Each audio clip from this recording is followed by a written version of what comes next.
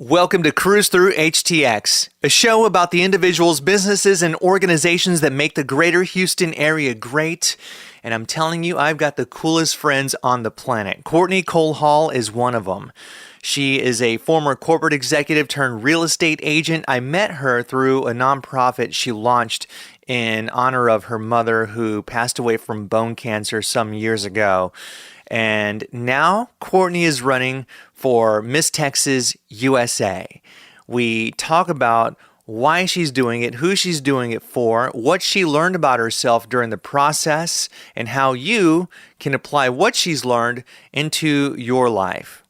If you enjoyed this episode as much as I did putting it together for you, please consider sharing and subscribing to Cruise Through HTX through my website, cruisethroughhtx.com. Hi, I'm Ed Sheeran. This is Bruno Mars. Hey, it's Katy Perry. This is your man Flo Rida with Freddy Cruz. This is AJ Mitchell with Freddie Cruz. Freddie Cruz. Freddie Cruz. Tell your Chico pick Mr. 305 and you already know what it is. My name is Freddy, and it's time to Cruise Through HTX. We've known each other since 2010, Courtney, and every time I see you, it's like something new and exciting and amazing. And so this right here came out of left field. I had no idea. I wasn't ready to tell anyone just yet. In November 2023, I made the final decision to go and pursue Miss Texas USA, the crown. And in the 1960s, Mom was Miss Bel Air, and she was first runner-up in Miss USA, Miss Texas USA, that is. And so with that being said, I figured since they had opened it up to all age groups, any woman that's over the age of 28, divorced, widowed, single, married, it did not matter. I felt like this is a great time to pursue this goal, and more importantly is show that beauty is ageless. Yes, very much so. And that's a big one too, because typically when you see one of these pageant shows, it's always someone who looks as though they are, younger than 25. Yes, in many cases it is, but there's also women of every age, of every ethnicity, of every culture that can win. And I think having it open to all women gives any woman the opportunity to shine and, again, prove that beauty is ageless and that the world is evolving.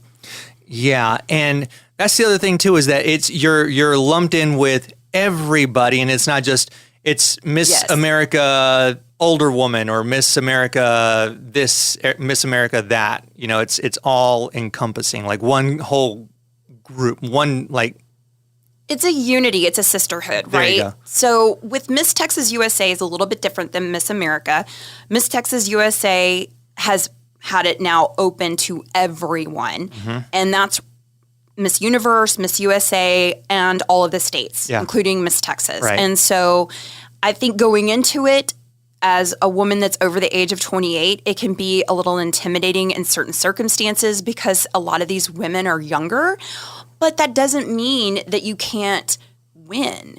Simply by doing the work, having a great team, and believing in yourself, you can get there. But it does, again, take work. I think what a lot of people believe is when I say it takes work, a lot of people think work at a desk or a career or looking for a promotion. We think of work in that regard. And we also think of work in terms of working on our family and making sure that our kids are okay or that our family is okay, whether it be our parents or aunts or uncles, whomever.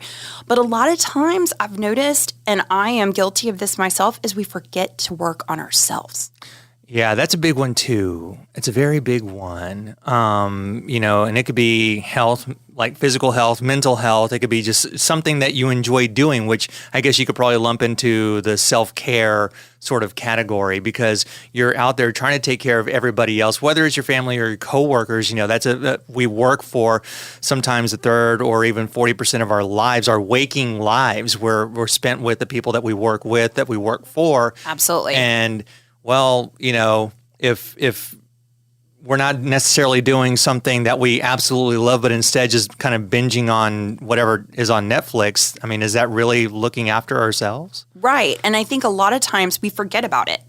So we get into this whole habit of making sure that our families are taken care of every morning, making breakfast, going to work. We get into this habit of everyday life. Mm-hmm. But a lot of times, and my mother included, is we forget about ourselves. We forget to take care of ourselves, whether it's going and getting a massage, maybe it's getting a facial. even gentlemen need the opportunity to be able to take care of themselves. And I feel like this pageant for me has been such an incredible journey because I've gotten to remember and get more familiar with me. And that's just not on the outside. That's also on the inside. And I think that's what people miss about pageantry. They think that it's all about validation from the outside, or maybe it's a vanity situation, but they forget that these women, all of them, go through this incredible transformation also on the inside, which we're forgetting about. What did you learn most about yourself? How strong I am. How truly strong I am. I forgot. You know, a lot of times life happens. Things happen to us that throws us off a little bit. Mm-hmm. And I forgot how strong and how much I truly do know who I am. But when things push you off a little bit, whether it be your career, whether it be your family, whether it be a relationship that you had, it could be a number of factors. You know, you have to remember who you are. And I think sometimes we forget that. And I've remembered not only who I am, but more importantly, how strong I am and how exciting it is to be a part of something so different. And I cannot wait to meet all of the other ladies that are included in this pageant as well. You talk about finding your strength and realizing how strong you are, and it really is so much more than the physical aspect of it when it comes to a pageant and whatnot, right? So, what would you say to somebody who might be considering any sort of competition, whether it's a pageant or whatever? Like when it comes to, well, you know, I don't think I have the intestinal fortitude to go through with this pageant or this writing competition or to try and go for this promotion at work. I think that's when self-doubt comes in. And self-doubt comes from a whole different place. You have to have your faith in God and believe that He has a path for you. And when you have that self-doubt, somehow you have to find a way to cast that aside, see and envision where you want to go, and stick with it. And there are many times and many things that would have thrown me off this path. But what I did is I didn't let me forget about what my goal is. I didn't give myself that opportunity. And I think a lot of people do. And when that self-doubt starts coming in like a cloud, they forget what it is that they're really wanting out of this. So for me, my goal out of this ultimately is to be able to come out of this knowing how hard I worked, how beautiful I look both inside and outside, and the fact that, again, beauty is ageless. And if I win, fantastic. I cannot wait to compete for Miss USA. And if I don't, then I know that I achieved so many internal goals that I never thought I could do necessarily without this opportunity in pageantry. And I think there's something to be said about that. This episode of Cruise Through HTX is brought to you by my media company, Speak Podcasting, on the web at spekepodcasting.com in our first online course of 2024. I'm excited. It's called PodQuest, Cracking the Code to Creating a Binge-Worthy Show. This is for two types of people, all right? One, aspiring podcasters who want to launch their show on the right foot. And two, unfocused podcasters who know they're unfocused and they want to relaunch with a clearer and more concise vision for who their ideal listener is. It's futuristic, it's interactive, we got some really cool video content for you, and it's using storytelling techniques. As you know, I've written 3 novels over the past 5 years, and so this right here was super fun for the team and I to create, and we can't wait for you, the future podcaster or current unfocused podcaster, to enroll and take the course. Check it out at speakpodcasting.com/podquest.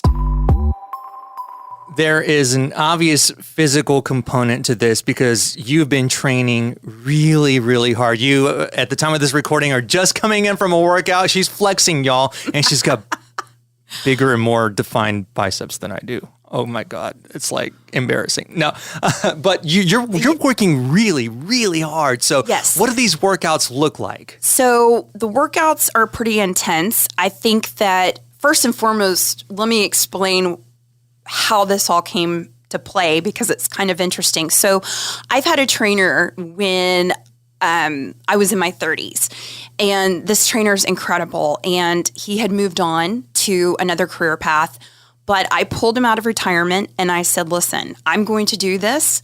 And I want you to be here for my journey. And he said, I'm in 100%. And so we've had so much fun. I wish I recorded the first time we saw each other after 5 or 6 years. And it's just so exciting to see one another and give each other a big hug. And then we got down to business and worked hard. And I'm talking anything and everything from sumo squats to lunges to, weights, Pilates, fast twitch, slow twitch, fiber, just so many different workouts that happened. And so I'm still at it, still working hard. But I will tell you, I've lost 20 pounds. I'm now down to 85% muscle. So that's pretty exciting. And it was not easy to do, but I definitely encourage women to do it. And I did it without the help of any kind of injections or any kind of fast or short-term situations. I did this naturally, and I am in a situation where hormones definitely play a significant role, so I had to be really cautious of that too. All right. I want to back up. I want to back up to the specific exercises because I've never heard of a sumo squat and then the fast twitch and the slow twitch. So explain those, and then I have another question about something you said. So there's a difference between bulking and there's a difference between getting definition to your muscles, right? Okay, right. So the bulking portion is really the slow twitch, the heavy lifting of the weights, et cetera. The fast twitch is when we're really trying to define the muscles with our bands. So you'll see a lot of folks running around with leg bands or with arm bands, and that is the fast twitch. So like fast reps? Kind of. You could put it in that regard if you wanted to. So if you see somebody working out really quickly on weights, sometimes that they're working on those fast twitch muscles, but a lot of times it's bands that you want to utilize because it's a little bit different of a pull and a push than a weight would necessarily be.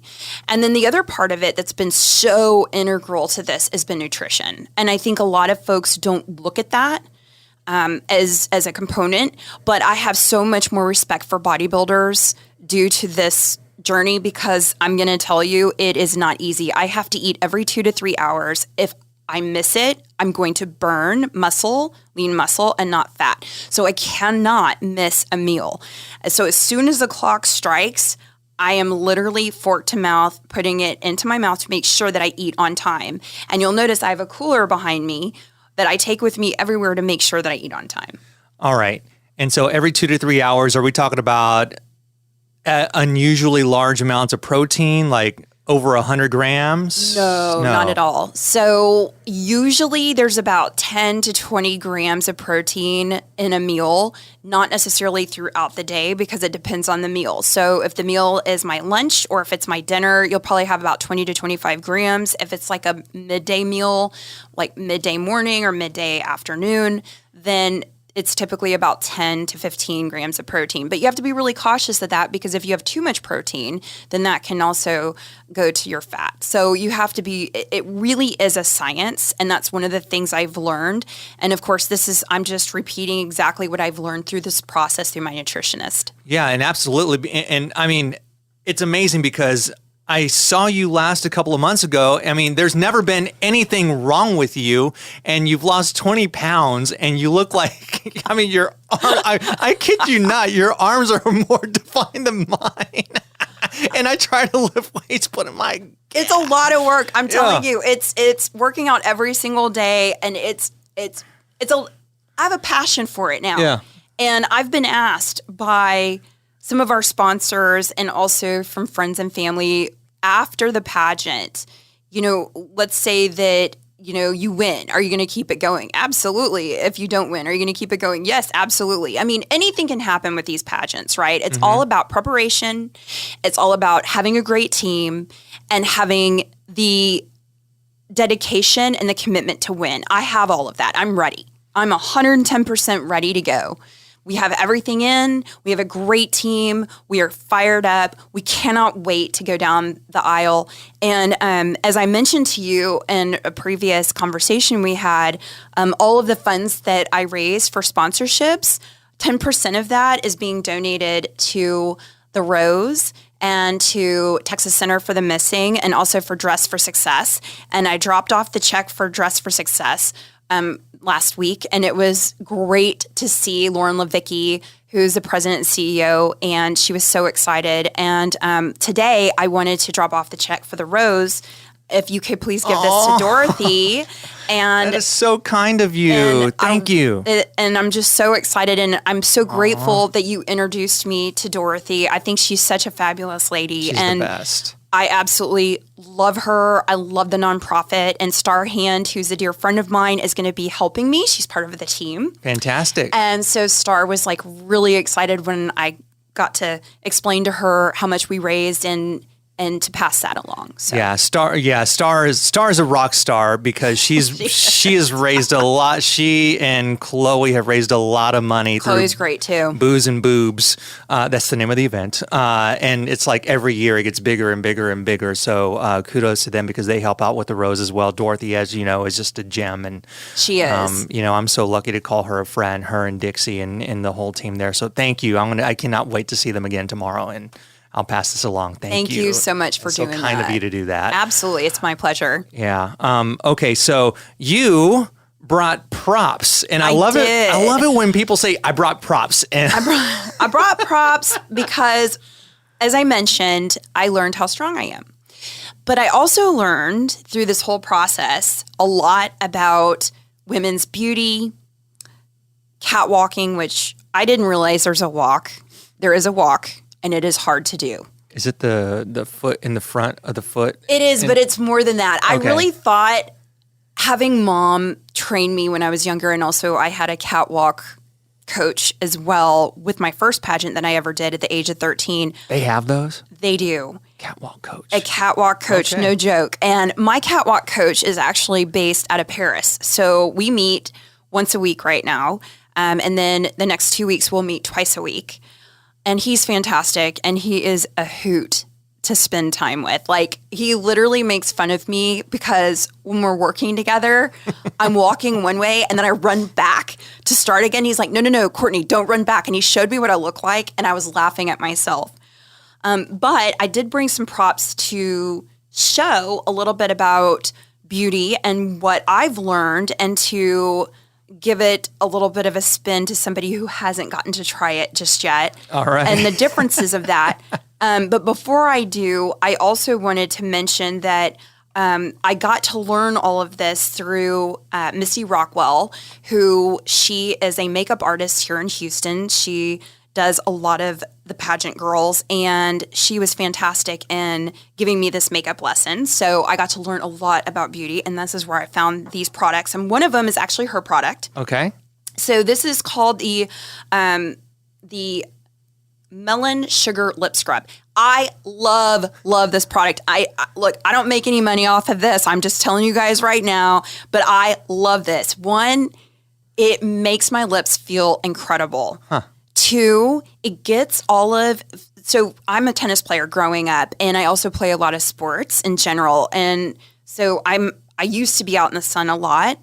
And because of that, my lips get so dry so quickly. I have really, really dry skin. And I think for men too, a lot of men get really dry skin as well, especially a lot of the males that are out on boats and fishing and, cycling and running. This is fantastic for your lips. So I know it sounds silly, but I think that men should take advantage of this. So what I'm going to do is put some of this on a Q-tip and hand it over to you so you can put this on your lips. Okay. Now, I already did this earlier. It smells like candy. It does. Oh my It does. God. Okay. And so Okay.